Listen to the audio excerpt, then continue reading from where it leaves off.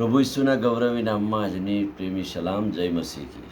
પ્રકટીકરણના પુસ્તકના 22મા અધ્યાયના 6થા અધ્યાયથી 21મા વચન સુધી અંત ભાગના વચનો હવે જોઈશું. અને એટલે હવે પ્રભુ છેલ્લા કાળમાં થનાર બનાવો વિશેની વાત કરી.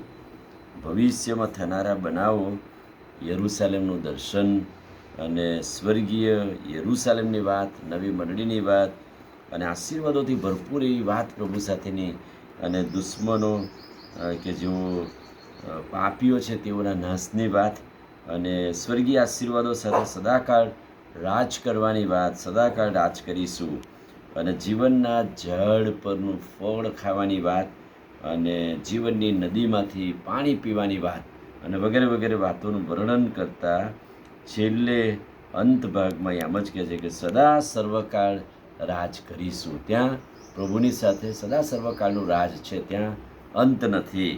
અને એટલે આ પુસ્તકના અંત ભાગમાં જે બાબતો 22મા અધ્યાયમાં બતાવી છે એ આપણે જોઈશું. પ્રબોધકને પ્રભુના દૂતે શું કહ્યું? આ વાતો વિશ્વાસયોગ્ય તથા સત્ય છે. એટલે કે પ્રકટીકરણના પહેલા અધ્યાયથી લઈને અત્યાર સુધી જે બનાવવાની વાતનું વર્ણન છે એ વિશ્વાસ કરવા યોગ્ય છે અને સત્ય છે. એટલે હવે એમાં કોઈ જૂઠાણું કે અસત્ય બાબત નથી, એ લેખકને જણાવવામાં આવે છે.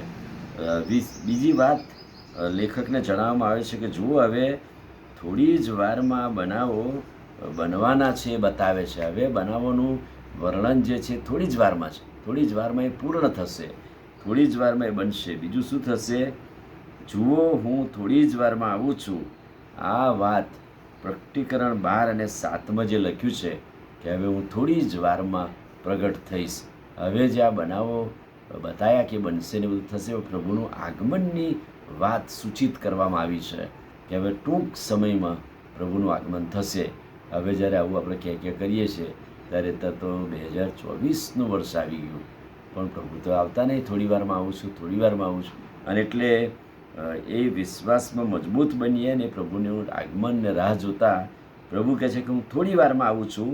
પણ એ આવવા પહેલાં કહે છે કે આ જે ભવિષ્ય વચનો પુસ્તકમાં લખ્યા છે અને એ જે વચનો જે પાળે છે તેને ધન્ય છે. એટલે પ્રભુના આગમનની રાહ જોતા વિશ્વાસપૂર્વક સત્ય વાત પ્રગટ કરતા દેવના જે વચનો છે એ આપણે પાળવાના છે. જો તમે પહેલો અધ્યાય અને 3જું વચન જોશો, પ્રકટીકરણ 1 અને 3, તો આ ભવિષ્ય વચનો જે પાળે છે, વાંચે છે, સાંભળે છે અને એમાંનું એક એક પાળે છે તેઓને ધન્ય છે, કેમ કે સમય પાસે છે. એટલે અહીં એ પરિપૂર્ણતા કરે છે કે મારું આગમન નજીક છે. જુઓ, હું થોડી વારમાં આવું છું.